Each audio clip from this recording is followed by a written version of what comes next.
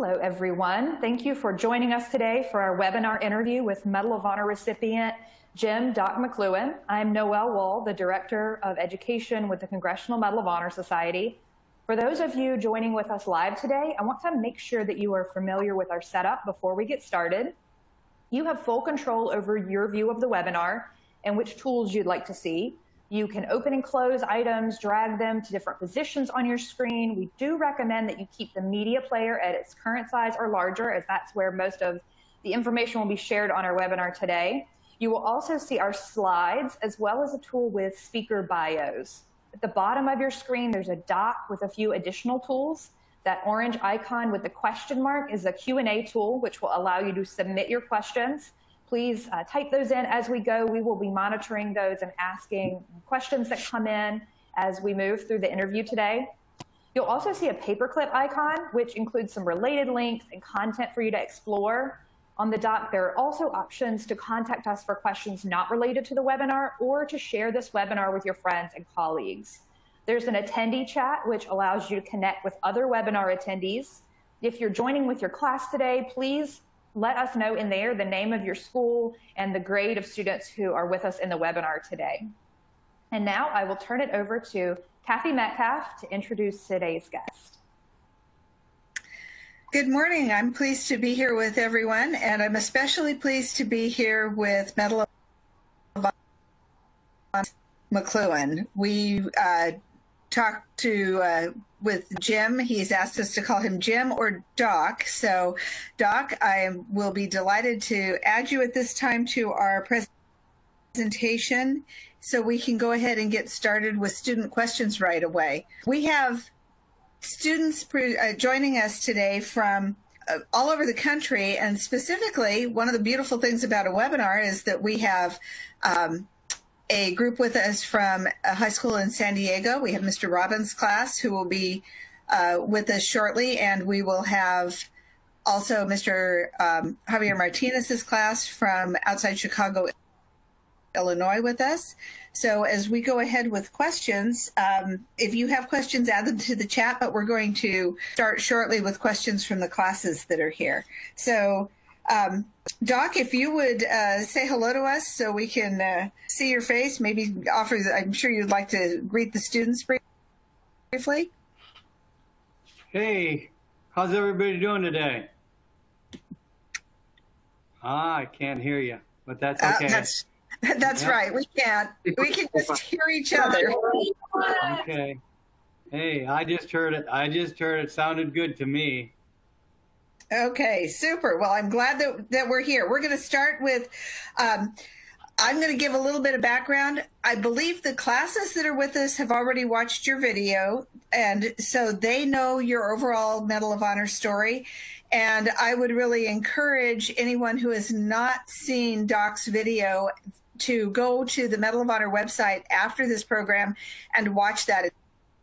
It's a relatively new video. It's about 15 minutes long, and Jim tells his whole Medal of Honor story. But what we want to talk about today is much bigger than that, because as I've heard it said, there is much more to a Medal of Honor recipient than the moment for which he was awarded the Medal of Honor. And that's why this is so important. So, Doc, you grew up in the Midwest, played a lot of sports, and went to college before you went to war, correct?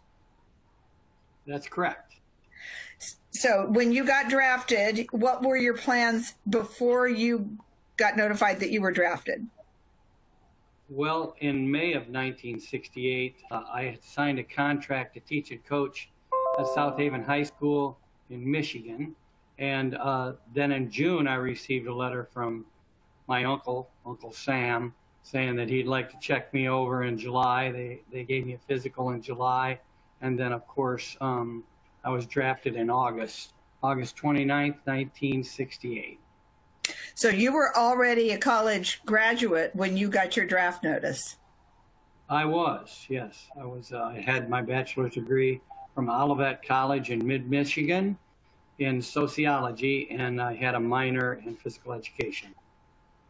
Super. Thank you for sharing that with us. I think a lot of people, now that draft is something that's for the most part history, at least for now, we tend to think of it as something that tended to happen only to kids right out of high school. But it's important to know that the draft went much longer than that. I'd like to go ahead and jump right in. One of the classes we have with us only has about 15 minutes, so I want to jump right into their questions. And I'd like to go to Mr. Martinez's class, and Landon Shirley has a question for us.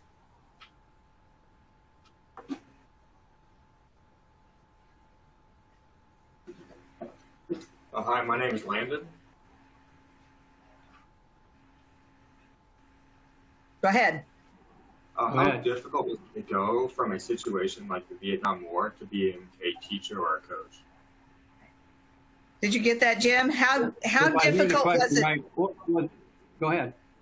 How difficult was it to go from being in the war, a difficult situation like the Vietnam War, to transition back into being a coach afterwards? Well, first of all, it's not easy. You can look easy on the outside, but on the inside, it wasn't easy at all to go from a survival situation to a situation where I was in the classroom. However, they sent me, I had originally had a job to teach at the high school level, but when I got back from the war, it had changed. That position wasn't open, and they had to rehire me because I was going back to the same employers. And so they put me in the middle school. And I did tell them, if you guys remember middle school, I told them that Vietnam prepared me for them. You know, you kind of bounce off the walls, you know, in middle school. So it was a little bit of a change of course. I was in a fog for the first few months coming back from the war. It's unexplainable unless you've been in those situations, but it was so nice to be safe and at home and not being hunted every day as I was in Vietnam, and having to hunt another human being. To use those terms now, I couldn't use those terms when I came back. I just put everything way back in the back of my mind and went on with life as if everybody around me didn't have to feel what I was feeling. So you were drafted for 2 years, is that right? Is that about how long you were gone? Yeah, the draft is for 2 years, and if you RA, which is called regular Army, you have to serve for 3 years. So there was at the end of the 2 years, and I actually only served for 1 year and 9 months because I got an early out for occupational reasons, and taught at a college and helped with a wrestling camp there at the college for the summer right after I got out of service. That would have been in the summer of 1970. So you had a rather abrupt, just the changes in your life were extreme and abrupt to go from college to Army and right into the war, and then right back out of the war and back into school. Yeah, and I think it helped that I was older because I'd already experienced college, a little bit more mature. Mm-hmm. So yeah, and then to come back, it was really, as I said before, it was hard on the inside, but it wasn't hard on the outside because I was coming back to where I had lived for 22 years before I entered the service. So I was coming back to some pretty regular types of environments. Okay, great. We're going to go back to Mr. Martinez's class, and I believe that Miss Elena Morris has a question for you. Elena, if you want to go ahead and ask your question. We're going to have a different student ask a question, Kathy, if that's okay. Sure, whoever wants to. Hi, my name is Kaden Grabowski. And my question is, what did you learn as a combat medic, and how did you apply that to becoming a teacher, a coach, or a father? Well, what did I learn as a combat medic? Well, I tell you what, some of the things I learned as a combat medic really helped me as a coach as far as the medical side of it was concerned. When I had injured athletes or and taping and that type of thing, and sprains and strains and so on and so forth. But I think the main thing that you learn in the military is that, people are all alike. And that's the way we need to look and treat people, as if we are all the same, really. There's so many types of characteristics that we look at. Some of us are short, some of us are tall, some of us have different religions and so on and so forth, but we're all just human beings. And I learned in the military that anybody, no matter what their characteristics were, they had each other's back. And I think that's what we need to get to in this world today. We need to have each other's back. We need to know that we're going through this together.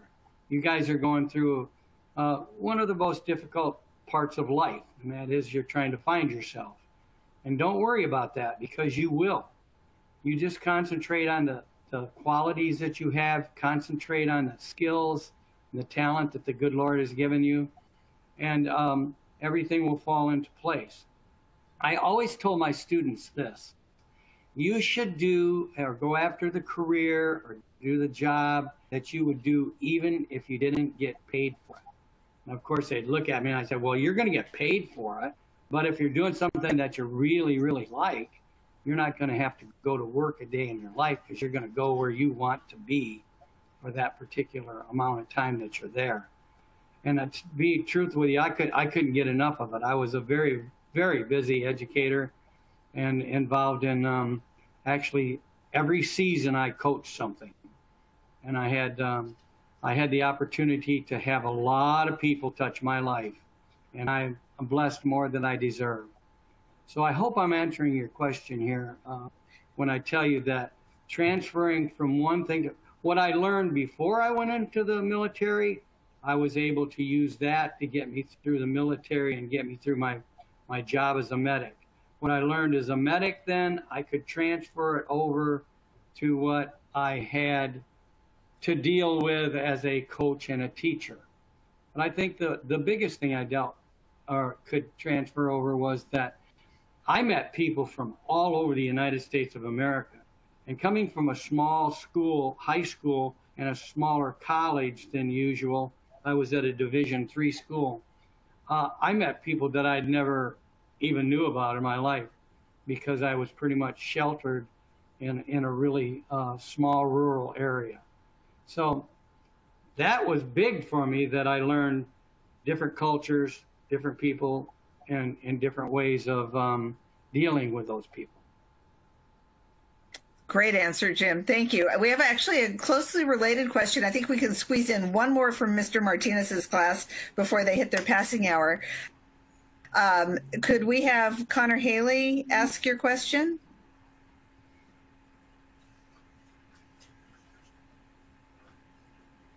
Hi, I'm Connor. My question was, what did you teach your students about your time in the war, and why did you feel those lessons were important to teach them? That's a harder question, Jim, because now... I didn't talk about my time in the war, actually. I would talk about maybe, if I'll use an example, if my football players were tired there at the end of practice and, oh, do we have to run these sprints? And I would say something like, well, I saw a guy carry a 100-pound pack for, 10 miles and in 100-degree weather and 110-degree humidity.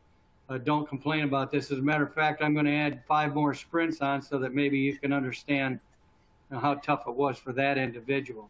I never talked about my war experience. Combat medics see things that the regular soldier don't see, because when they call for a medic, and was the only one that went to the scene of the accident.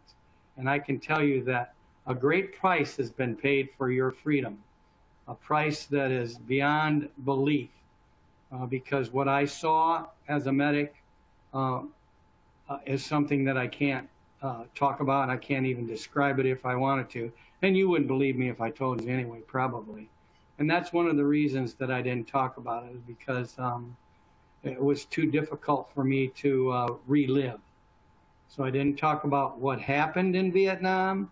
I talked about being in the service and that type of thing, but not what happened in Vietnam directly to me. So we may revisit that question later, because at the time that you left Vietnam, you had kind of a regular discharge. Were there medal ceremonies and things like that at the time? I know your Medal of Honor was much later. No, there were no medal ceremonies whatsoever. I flew home to, well, I came into the States in Seattle, Washington. They sent me through and gave me my new uniform and all that type of thing. I was already in the fog, you know. All the way home on that plane, I was in fog, and then I flew to Chicago, and then came home for a 30-day leave.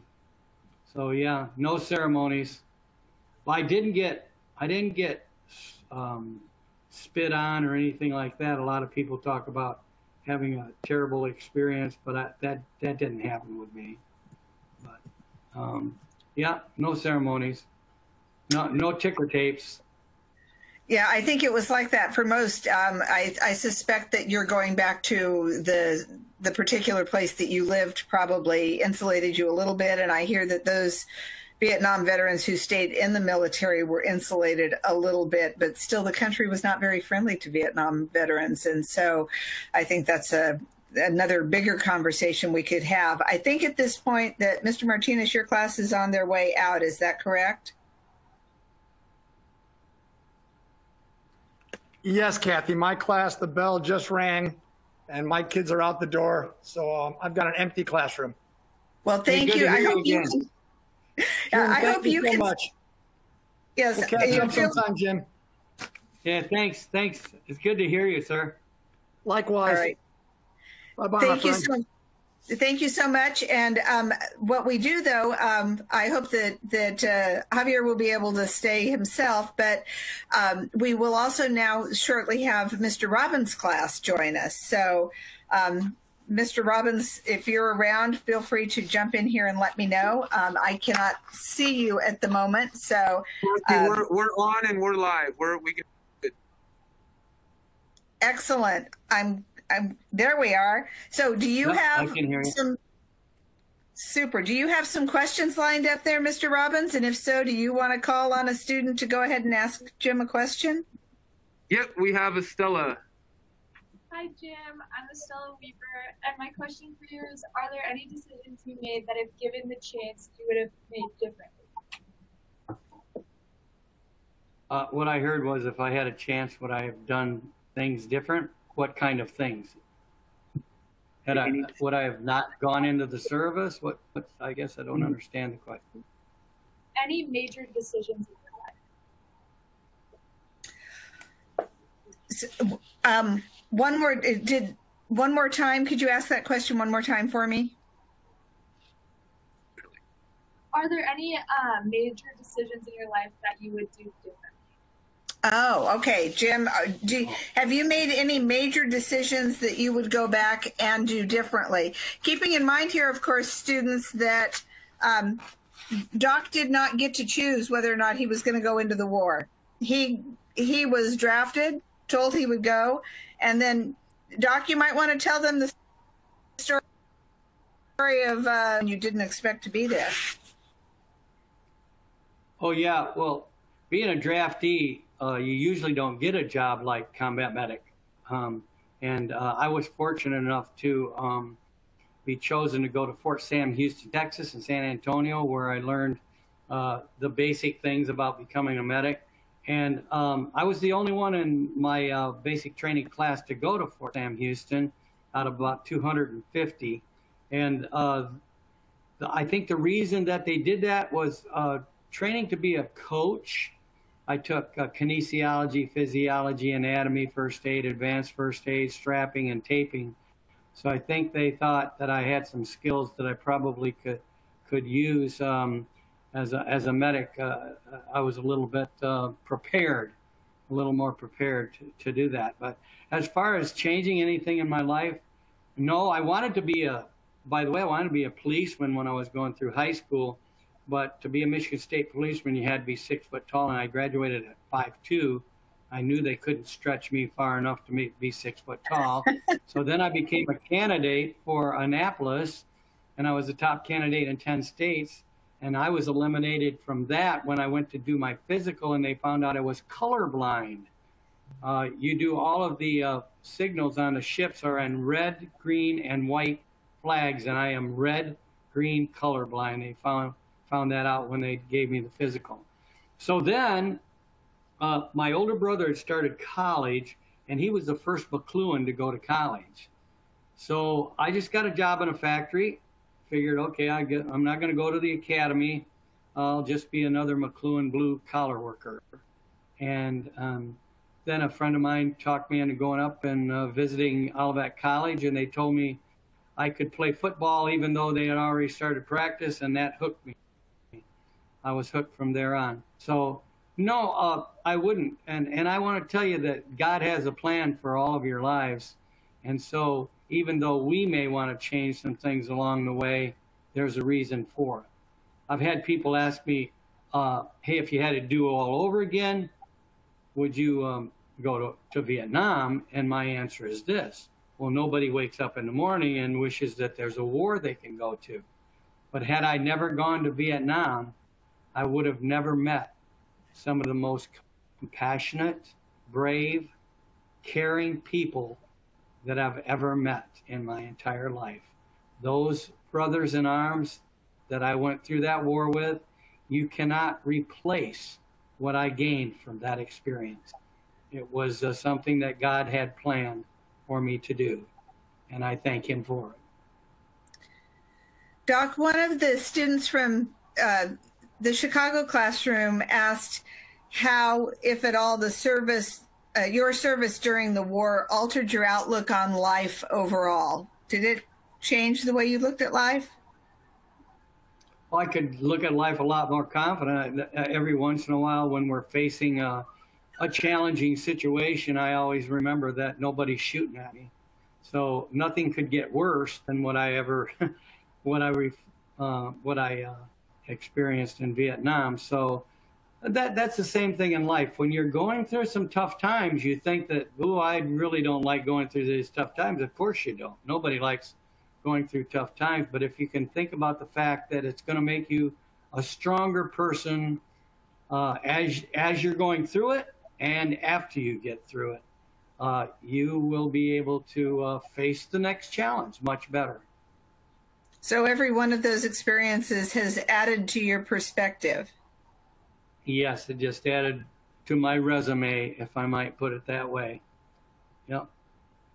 That you have a great piece of advice there for us to think about when we're feeling sorry for ourselves, and that's at least there's nobody shooting at us. Yeah, that's right. But thing to know this: the tough time you're going through is a tough time. But yes. Know this: you can face it. If I can get through Vietnam, I knew that I could get through anything else. And I've had some tough times too since then too. So. Another student asked, what was the most valuable lesson that you learned during your service? Is there anything in particular? Did I learn during my service? Yeah, I learned that there are all different kinds of people in this world. My father told me that at a very young age. He said, Jim, you're going to meet all different kinds of people in this world. But I had gone through a small town high school. My graduated class was 72. I went to a small college. So all of a sudden, I'm thrown into a world where I'm amongst people from all walks of life, from all over the United States of America. And it was really fun, I might say, that I was meeting some people that I had not experienced their culture. I had not experienced it. We'd go to places that, hey, you ought to try this food here. And I'd look at it and say, whoa, I've never had any of that. But I would try the food and, hey, it's pretty good. But I was able to, I think, be educated in more ways than one. And that education of of being a social being and being amongst people from different races, different religions. And of course, religion has a lot to do with the way that we think and believe. And so Yeah, I learned a lot during my military experience. So we're out of Vietnam and back into regular life somewhere around 1970. And you were not awarded the Medal of Honor until, what, 2015, thereabouts? Is that right? 2017. 2017. So 48 years after the battle. Well, you know, you look way too young to have for it to have been that long, but I'm only 26. Yeah, the white hair, you know, gives you that distinguished look. You're only 26, and how long did you coach? Not long enough. I loved it. Not long enough. I love that answer. So, what I would want to know is there, how did things change for you when you were awarded the Medal of Honor? Did it make a big difference? Just a minute. Says my battery's running low. I got it. Cherie? Yeah, she's going to come in here, and I don't know what the situation is here.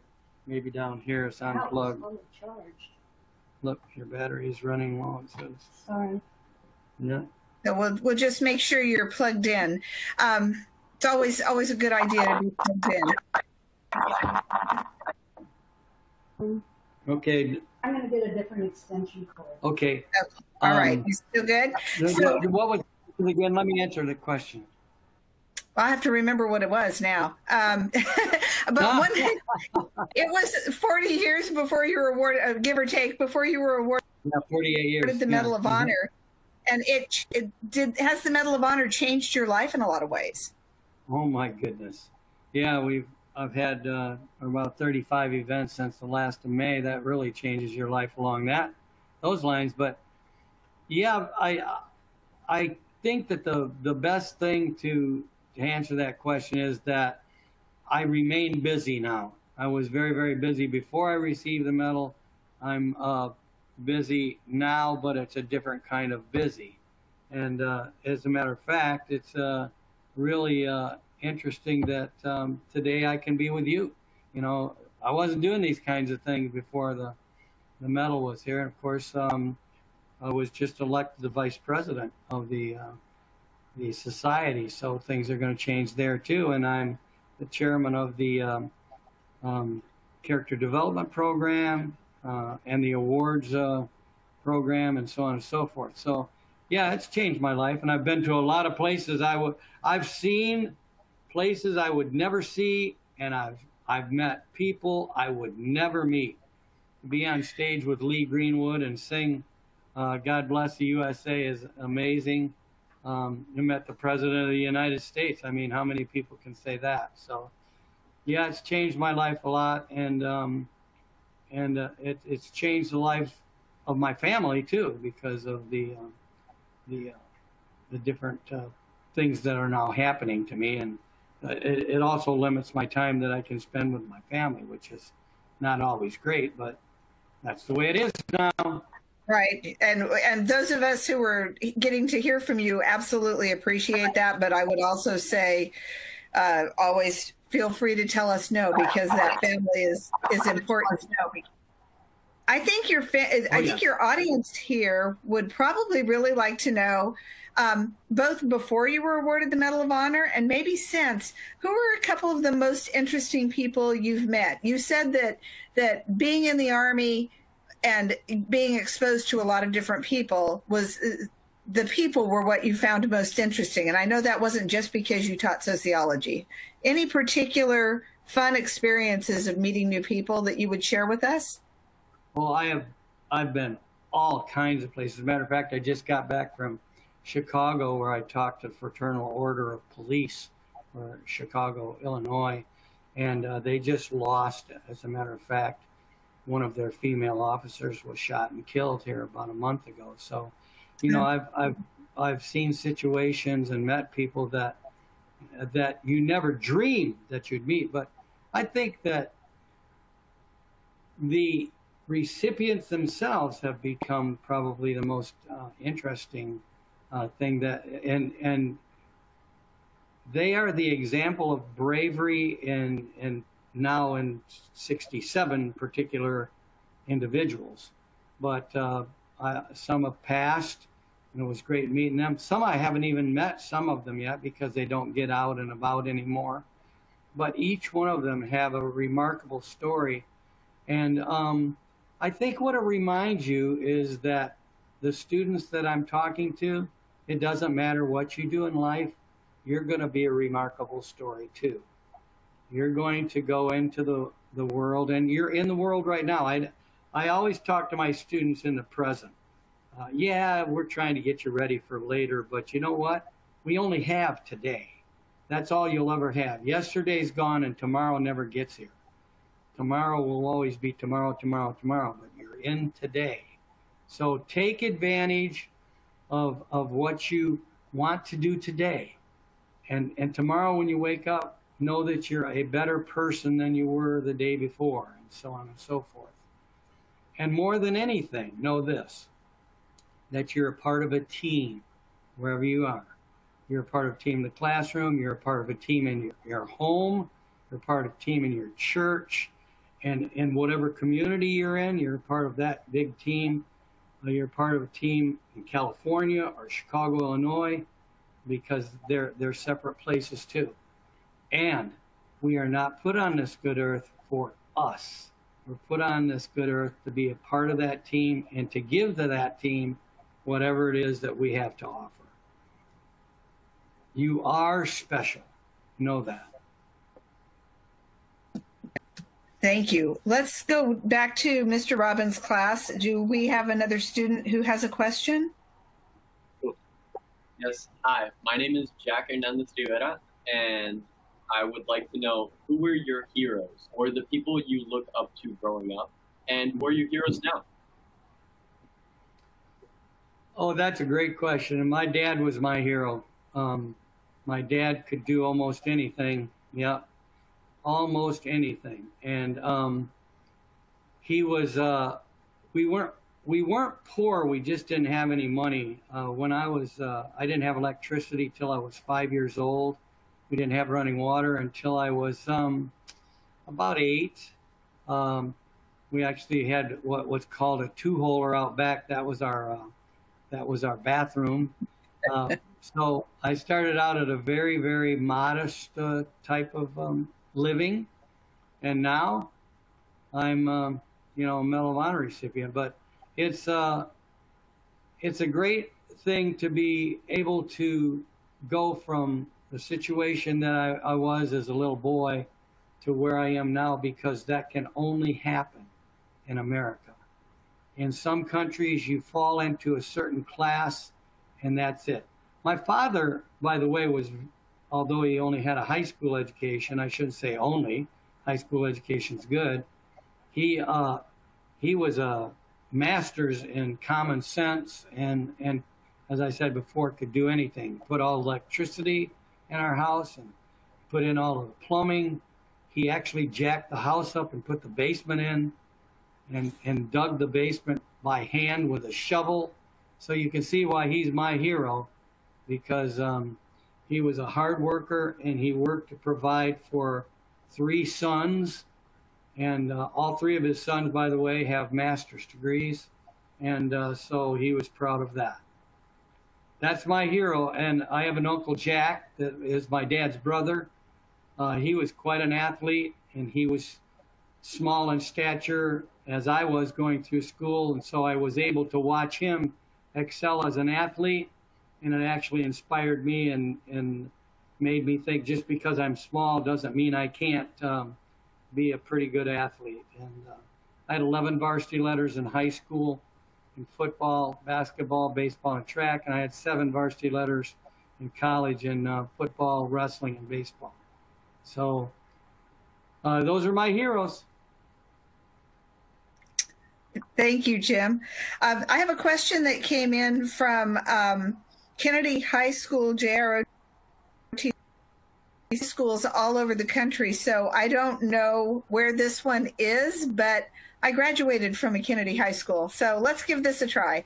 The cadets would like to know why there was such a long delay between your Heroic Acts in Vietnam, and the Congressional Medal of Honor Award in 2017. And they also want to say thank you for your service.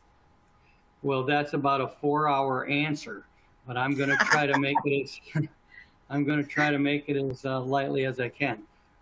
Shortly after the battle, the lieutenant from my platoon came up to me and said, "Doc, I put you in for the Distinguished Service Cross, which is the second highest medal for your actions in Tam Key at the Battle for Nguyen Hill. But my superiors told me that you're only a PFC and they don't get that. Put him in for the Bronze Star." And I looked at the lieutenant. I said, "Sir, I'm not here for any medals or ribbons on my chest. I just want to get home and be a dad, a teacher, and a coach." So I did get the Bronze Star, and I got another Bronze Star with a V for Valor. So they did add that to it. Went on with my life. I did tell my father and my Uncle Jack, my two heroes, that I'd been discriminated against for my rank in Vietnam. 40 years later, the lieutenant went back after the Distinguished Service Cross. Took him 6 years and 4 months to get into the Army Board of Decorations and Awards, which is where it has to be to start. A year later, it had gone up to the Pentagon. Then it came onto the case came onto the desk of Ashton Carter, who was Obama's defense secretary. And he looked at the 9 eyewitness letters that, and by the way, the individual that told my lieutenant back in 1969 that I shouldn't get that because I was only a PFC was not even at the battle.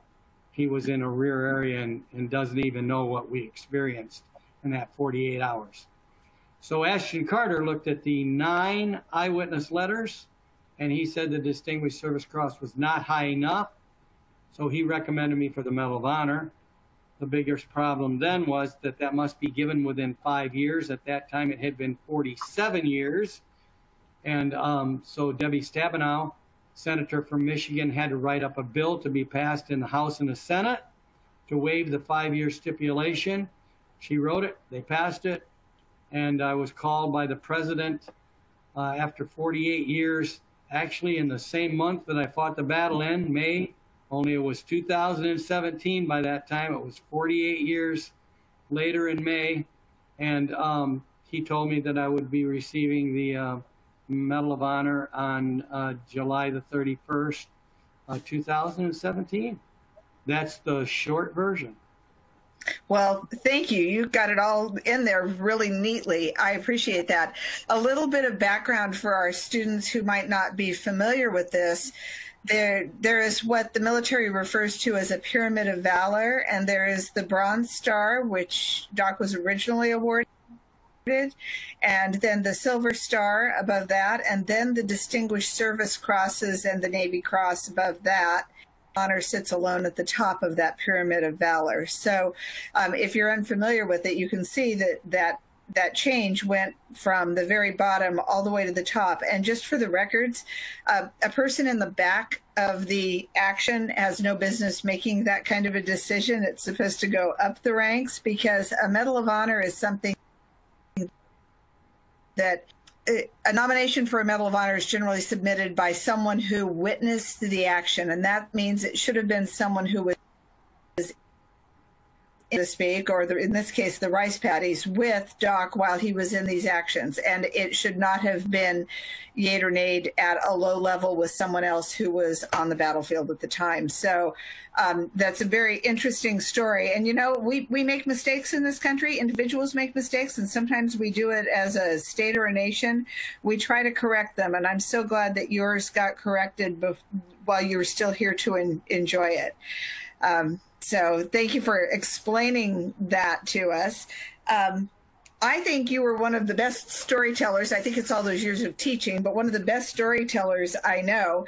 So I was wondering, do you have any favorite stories related to your time in service or to the Medal of Honor since you were awarded the medal that you would like to share with our students? Well, I have all kinds of stories, but probably one of the best stories was when the president called to tell me that I would be receiving it, he told us we had to be quiet. We had to be quiet because they had not chosen a date yet. So I could tell two people. I told both of my sons and told them they had to keep it to themselves. 2 weeks later, 5 minutes to 11 in the morning, I just practiced putting a little bit and was getting ready to golf with two guys that I'd coached with for 40 years. And I get a call from the Pentagon telling me that in 5 minutes, the United States of America and the world will know that Jim McCloughan will receive the Medal of Honor on July the 31st. I said, thank you very much. It was Colonel Walters. Thank you, Colonel Walters. And I hung up and I called Cherie and I said, watch the news. I'm about to tee off. That's all I said. And of course, 5 minutes later, she saw on TV. But the two guys that I was golfing with, I'm quite a joker, and I had never talked about my service time. And so when I told them I was going to get the Medal of Honor, they thought I was joking around. And of course, didn't realize until I saw the news that night. But to show you that I didn't talk about it, the evening of the day that I received the medal, July 31st, 2017, my son, who's a lieutenant detective, would guess what? The Michigan State Police, because he didn't have to be 6 foot tall by the time he joined in the early 90s. He gets a call from his sergeant detective and he said, Jamie, I saw your father get the Medal of Honor from Trump on TV today. When did you first hear this story? And my son said, today, the same time you did. So, yeah, it was too painful to go through that battle with anyone, except I did talk with my counselor that I hooked up with later on to release some of those things that I had built up for 40 some years after the war.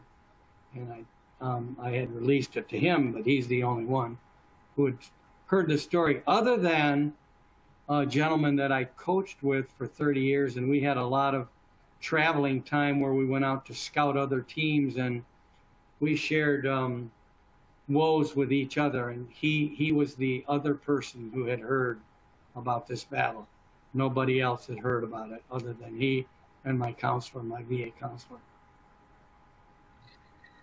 That is quite a secret to hang on to. Quite a secret to hang on to, and I'm impressed, especially once you got the news of the Medal of Honor, that you were able to keep that quiet for so long. That's really something. We have a question from a viewer who asked, what age were you? I think you answered this in context, but specifically he asked, what age were you in conflict and how have you changed from then, or are you the same? Oh, I look the same. From I was 22 years old, a graduate of college, of course, and I turned 23 in Vietnam. I came into Vietnam March of 69, and on April 30th of 69, I changed to 23 years young. Yeah. And again, I was an older person in my company at age 23 in Vietnam. Most of them were 18, 19, 20 years old, right in there. I was older than both of the officers over me. So not much. I think that that's closely related to your story about how you were not awarded the medal because you were because of your rank at the time of your service. That's very curious, because a good many medals of honor, and I bring this up because our audience probably doesn't know it. Good many medals of honor have been awarded posthumously, meaning that the action for which they were awarded resulted in the death of the person who carried out that action. So it truly not only was the medal awarded for gallantry and intrepidity at the risk of life above and beyond the call of duty, but truly at the cost of one's life. And of those, many of those were some of those 18 and 19-year-olds who were fresh out of boot camp and who threw themselves on grenades to save those that they were with. And I'm sure that you saw that happen and probably had to tend to some of those people. Well, I'm going to share something with you that you may not know because I've researched this, and as far as I can tell, it's unprecedented. The first platoon medic was killed the second day of the battle, and he was awarded posthumously the Medal of Honor in 1970. His mother received it for him. I have located his brother and his sister. She's a psychiatrist in Nebraska. And as far as I know, it's the only situation where an award of the Medal of Honor was given to two medics in the same company in the same battle. I received mine 48 years, well, actually 47 years after he received his. And his mother received it. His name was Daniel Shea, S-H-E-A. If you want to look him up, you can look him up. His brother said that he would have never had to go into service. As I remember, he'd only been with us a little while, and as I remember, I never noticed it, but his brother said that he only had one eye. If you look it up, you will find his picture in Wikipedia, and you will see that I believe it's his right eye is a false eye. His brother was right. They would have not taken him had he not volunteered to go into the Vietnam. I think he was a conscientious objector. I never saw him with a weapon anyway. That's a beautiful story, a sad story, but a beautiful story. Thank you for sharing that with us. There are so many small details and interesting facts about the history of the Medal of Honor and those of you who wear that medal and how you were awarded it and those that you were there with. You know, I've heard it say that a Medal of Honor didn't happen in a vacuum, that it happened because of what you were doing for and with those you were there with at the time. Not just in relationship to an enemy that you were fighting. And certainly that's the case of combat medics. So thank you for sharing. Yeah, to add, that you're only a member of a team. I could not do what I do as a Medal of Honor recipient if it weren't for an excellent staff that we have, a headquarters staff, and Kathy is part of that staff. My wife, she's tremendous at the way I call her my calendar girl because they call her to get me on the calendar, so to speak. And she makes sure she has all of the right information that I need to travel to the next spot. And for the webinar today, she filled me in on that. And of course, you did more talking with her, Kathy, than you did with me prior to, this particular day. So you see, you are a part of a team, and everybody's important. There wasn't one person in my company that 48-hour battle that we didn't depend on. And I don't know if you know this, the main job of the medic is not to save lives. We do save lives. Our main job is to patch people up and get them back into the fight so that you have a full team fighting the enemy. And that certainly helped us in surviving as I put people back into the fight. Some of them were real important people like machine gunners that you can't do without them. They have the real firepower. And I put 2 machine gunners back into the fight during that battle. That's a good piece of information to hear because I'm sure that those machine gunners in their own way doing their jobs saved many of the rest of the lives that were there. So saved mine. Saved mine. That's for sure. They had me covered. Team, definitely a team. Let's go back to Mr. Robbins' class in San Diego and see if he actually has a new class from the one that was there before. Let's see if they have a question or two that they want to ask you.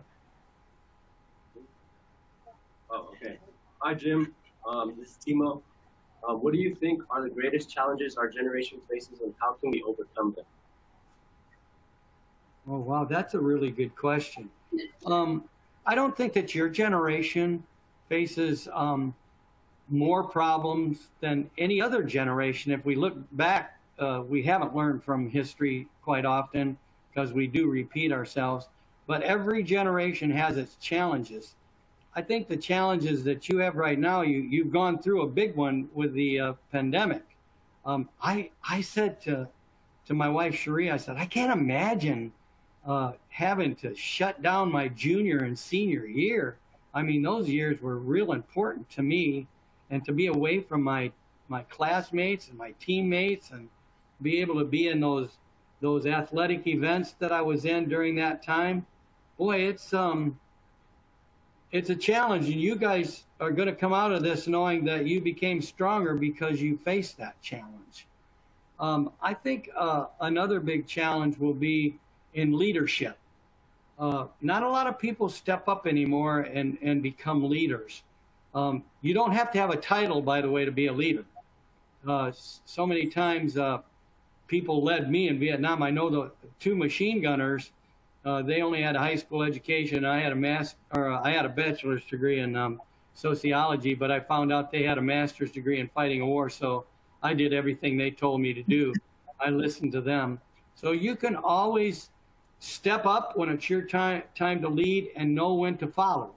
If I hadn't known when to follow, I probably wouldn't be with you today, because I learned some very valuable things from those warriors that knew how to fight and survive. So I think you got some challenges in taking over and leading and following.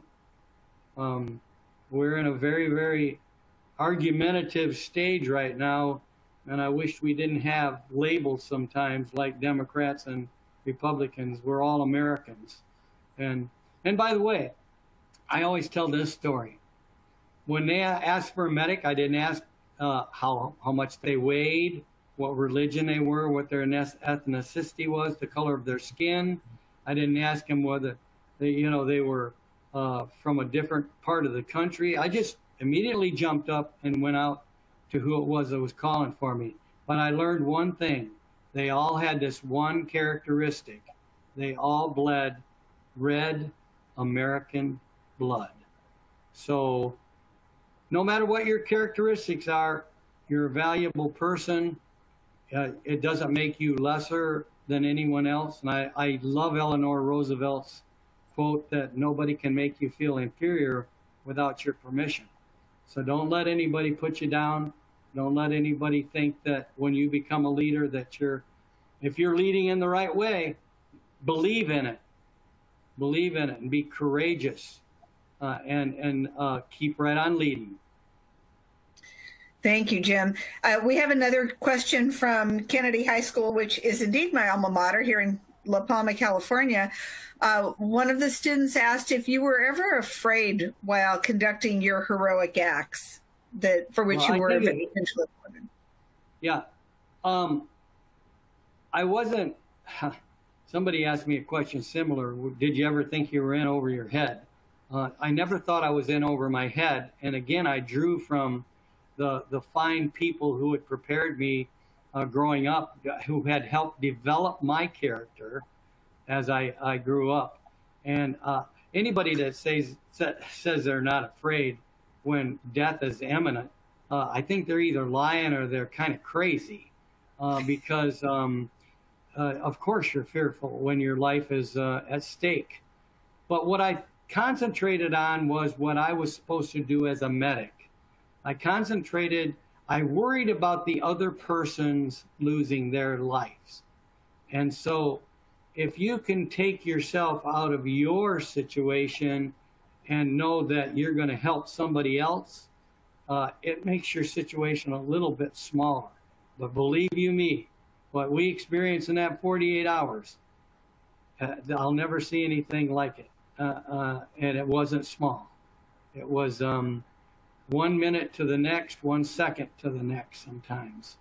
So yeah, I was fearful at times for my life, but I didn't.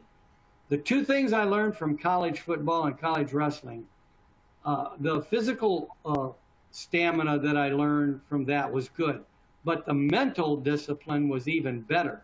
The ability to focus on what I had to do removed me from the fear and made me concentrate on what it was I had to do to save someone's life and to get them to safety as soon as I could. Thank you so much. Great answer. Let's go back to Mr. Robbins' class and see if they have another. I think we can get in one or two more questions before our time is up. Mr. Robbins? Hi, Jim. My name is Trevor. what advice would you give one of your players who's thinking of quitting? What advice would I give to who? As a coach, what advice would you give to one of your players who is thinking of quitting? Oh, believe you me, I've had that happen, and I can give you this story. He was a backup at 119, and the young man that was in front of him, he just couldn't beat him in a challenge match. So he was a year older. His name was Tom, and Mike was the one that he couldn't beat. So Mike got in trouble, would be Tom's junior year. And so Tom got to take Mike's place in the conference tournament. Well, Tom really didn't have a varsity record, so I couldn't get him seeded, and he drew the first seed in the tournament right away, and he pinned the first seed, and he went through the tournament, and he pinned the second seed in the finals and became a conference champion. So the next year, he's a senior, and of course Mike is back on the team, and he can't beat Mike. And one day he ran out of practice. And I said, "Where's Tom going?" The kid said he's going to quit. So I followed him and ran to where I could sit down with him and talk with him. And I said, Tom, I can't promise you that Mike's going to get in trouble again, but you know his track record. But more important than that, you don't want to go to your 5th year reunion and your 10th year reunion and be remembered as the guy that quit. Because you have too much talent, you have too much character, you have too much to lose by quitting. So he came back to the practice room, and guess what? Mike got in trouble again. As a matter of fact, he was using some tobacco, and he was actually kicked off the team. Tom went on to win his 2nd conference title. And by the way, they seeded him 4th. He was a returning conference champion, but since he hadn't wrestled all year long, they seeded him 4th, and he went through and won. So here's a guy that had no varsity record, and he won back-to-back conference championships, but he would have never won that 2nd conference championship had I allowed him to quit, had I not taken the opportunity to give him some perspective on what it is to be a quitter. Now, I think that all of us, somewhere in our life, we do quit on some things, but you have to look at the circumstances and know when to do that, and know when to hold them and know when to fold them. And so know when to walk away and know when to run. That's a great song. That is a great song. And Doc, I feel like we're actually just getting started here, and we could talk indefinitely because you have so many great stories and you have so many wonderful life lessons that build, of course, at least partly on your coach. So thank you for sharing those with us. We are really out of time for today. It is just coming up on. I'd like to take time to say, I'd like to just say one more thing. You will have problems. You will have situations where you don't feel like you can, go on or face something. Talk to someone about that. Don't be afraid to find a mentor. Don't be afraid to find an adult or even a friend. One of the best things to have in the whole world is a best friend, a person that you can go to. Find that person, and when you have tough times, like I just told you, I had this coach that I coached with for 30 years, and I don't know what would have happened to me if I hadn't shared with him my experience in that battle. But I felt confident to do it, and that it would go and stay between he and I. And you need that kind of a person. Don't ever think that you can't get through something. Find somebody to help you through it if you need to. I did that. I found a counselor in the Veterans Administration that helped me through the tough times where things had started to come out and bother me. Thank you so much for that. I can't add anything more important than what you've told our students today. So unless Noelle has some wrapping up to do, I would like to ask you to come back and do another webinar with us in the future and talk with more students. And thank you so much for being here with us today, Jim. And if you have any closing comments, I think. Yeah, I'd like to thank the teachers and the students who were involved here today. And what a wonderful opportunity it is for me to hear from you too. There you are all the way out in California, and it got down to 50 some degrees here in Michigan last night. So there's times when I wished I was in California, but I kind of like the cool nights here in Michigan too. But thank you so much. Thank you. And remember, today's the only day you got. Take advantage of it and get as much out of it as you can. God bless you all. Thank you so much to Jim and Kathy and to everyone who joined us today. Thank you for that inspiring interview. Please visit us at cmohs.org to access all the lessons of the Medal of Honor Character Development Program. You can learn more about the Medal of Honor recipients, reading citations, watching videos, and get the most current information about any upcoming webinars or other events that we have the opportunity for you to access. Also on our website, you can access our online training, which introduces educators to the character development program and prepares you to use the lessons and materials with your students. We would also like to thank our sponsors for today's webinar.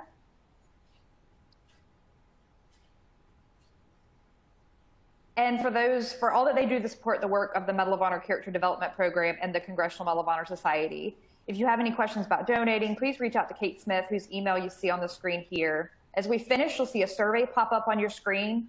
Please fill that out so we can continue to improve these webinars and make them the best possible teaching tool for you and your students. Again, thank you for joining us, and we hope to see you on a future webinar.